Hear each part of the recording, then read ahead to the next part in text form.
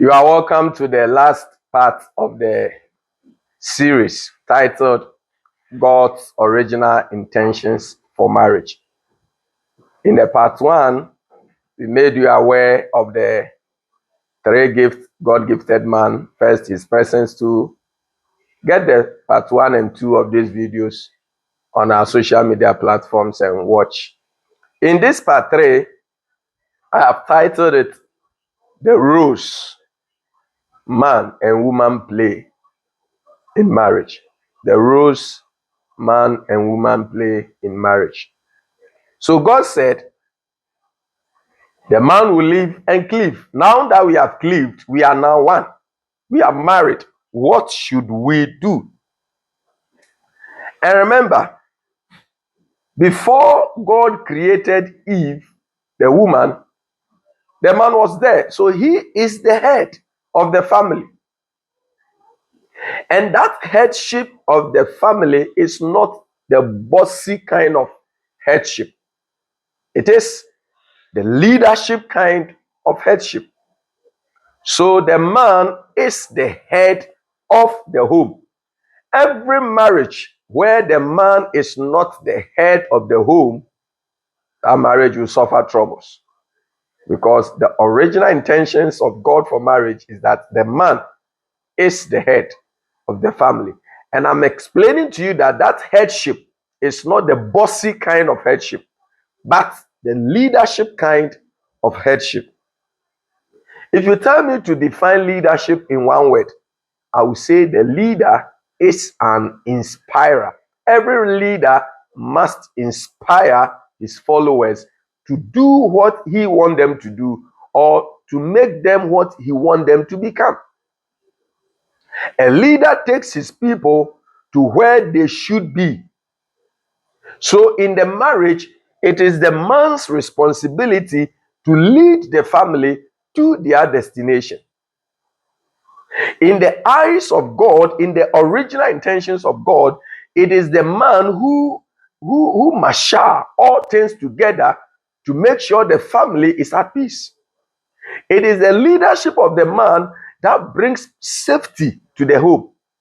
So the headship of the man in the family is not the bossy kind of leadership, the bossy kind of headship, but is the leadership kind of headship. Every good leader lives by example. So if the man is the head of the home, then it means that the man must always set good examples for the wife and for the children. So in the eyes of God, whenever the man deviates from this intention, there will be trouble in the family. No wonder many families are going through troubles, because we the men are causing troubles. When you read Malachi chapter 2, verse 13 to 16, in fact, the people were angry at God. They were asking God questions. Why is it that when we offer sacrifices, you don't take? Why is it that when you pray, you don't hear God? And God gave them an answer through the prophet Malachi. He said, because you have been ungrateful to the woman of your youth. Men, sometimes the way we treat our wives bring problems to our families, bring troubles to our families. And we must be careful. If the man is the head, then what is the woman?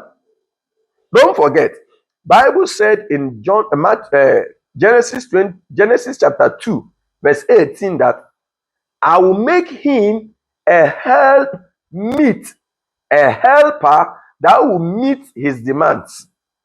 So the woman is a helpmeet. The woman, you are in the man's life to meet a demand, some part of the man that without the woman can never be achieved. I always tell my young couples that we men are never complete, but women are complete. No wonder men can never live alone. So most often, even at the age of 70, when wives die, men still marry, because not because of sex or anything, because we cannot live alone. In the original intentions of God, there is some vacuum in us that must be felt. That when it is filled by the woman, we will feel it. So the woman, you are in the man's life to fill some vacuum. So every woman who is in marriage without feeling a particular vacuum, that woman is not fulfilling God's intention for the marriage.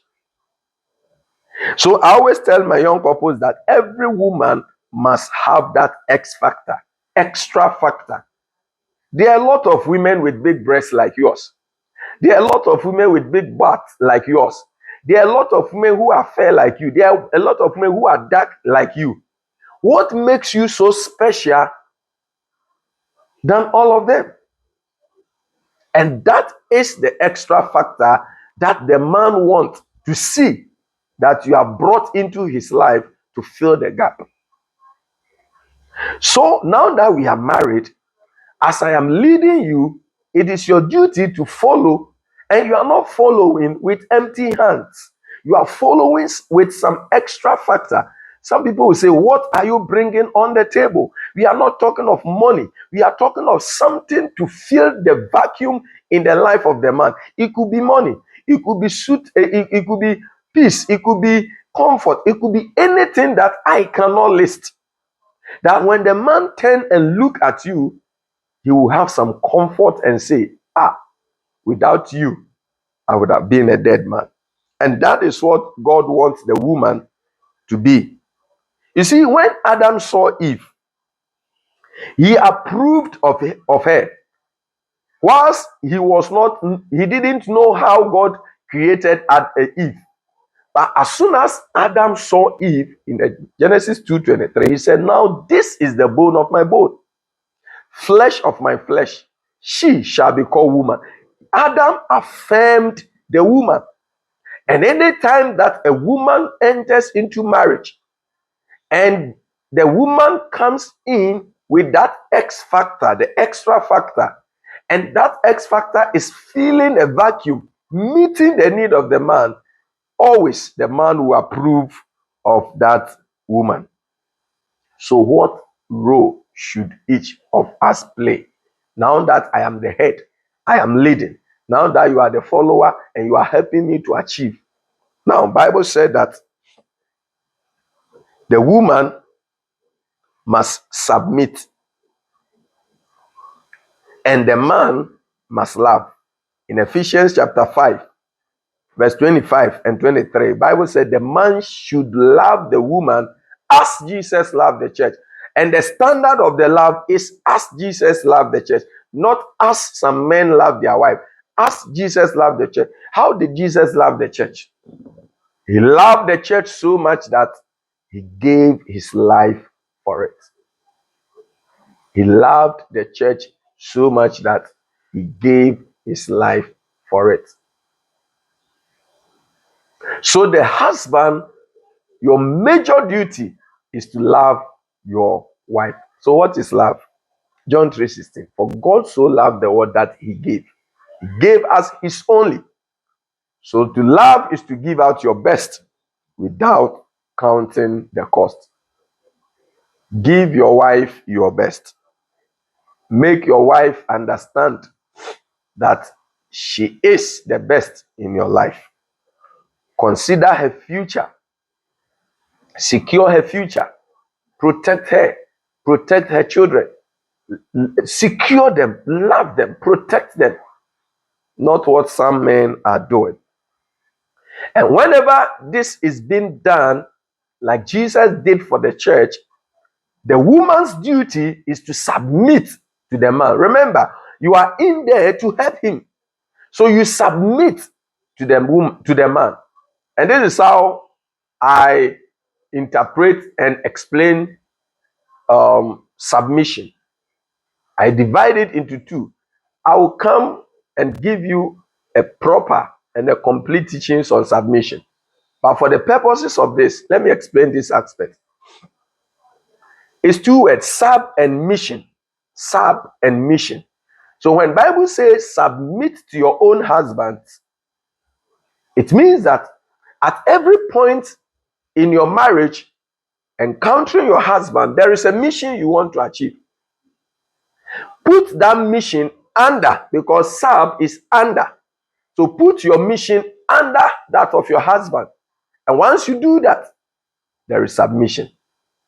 This is even applicable at your offices. If you're a submissive employee, you always put your mission under that of your boss, and you project that of your man. You project that of your boss.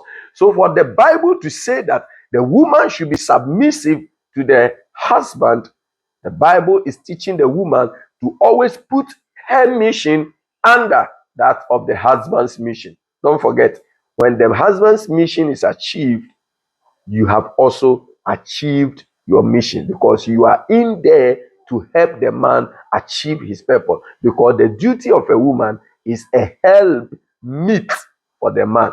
And the more the man achieve his purposes, the better the woman also achieve and become. No wonder there is a saying that behind every successful man, there is a woman.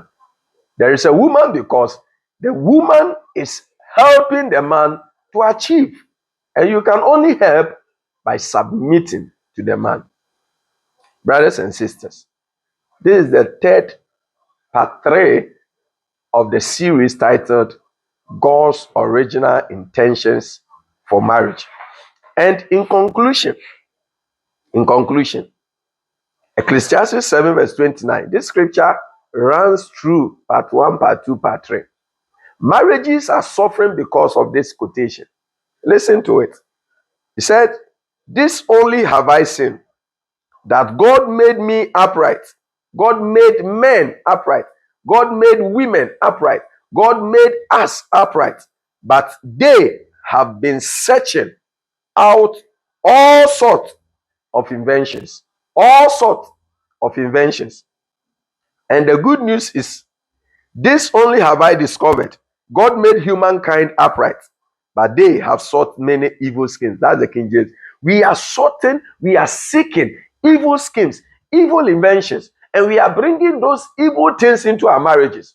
And when we do that, we distort God's original intentions for marriage. In this part 3, I have told you that the man is the head. And being the head is not the bossy kind of headship. We are talking about leadership. And being the leader, your duty is to inspire your wife to do what you want her to do, to become what you want her to become, your children as well. And when you do this, you lead by example. And when you do that, the woman is in there to help. Wives, you are in our lives to help us. Case closed. Biblical and God's original intention. And helping us does not mean you come empty-handed. You must have an X factor, extra factor, something that distinguishes you from other women, something that makes you special. And when we see that, we will always affirm you and applaud you. And that will lead you to become submissive. Put your mission under that of your man. And the man, give your wife the best. When you do this, our marriages will become the best. God has made us simple and plain, but we have made ourselves cumbersome. I pray that your marriage, which is on the rock, can come to the level ground. May the Lord bless you. Divorce is never the answer to marital troubles. God said, I hate it. Anything God hates can never be part of his original intentions. Divorce is not part of God's original intentions for marriage. It was men who forced Moses to give them certificate of marriage. God did not intended marriage to end in divorce. No matter what trouble you go through, divorce is not the answer. There is a way out. Seek counseling. You can call us 0249 150 33. 0249 150 733. 0249 150 733. Book a counseling session online. And this counseling session will only be done with both parties. This is a Christian platform, Methodist Church Ghana, and we stand for the biblical intentions for marriage. Look for the part 1, part 2 on our platforms and enjoy them. Share them on your WhatsApp platforms. Share them. Share to your friends who are going through troubles in their marriage. And through God, trusting God through this video, there will be a change. You can go to YouTube to watch our videos. Like and subscribe to our channel, Divine Brain TV. TikTok at Divine Brain TV. Follow us, share us, and like our videos. Instagram, Samuel Akot Divine Brain. Divine Brain is one word. And Facebook, Samuel Akot Divine Brain. Look for our videos, share, and support this ministry so that the original intentions of God for marriage will come to pass. God bless you. Reverend Samuel Akote is my name, a Methodist trained minister of the gospel. Bye bye.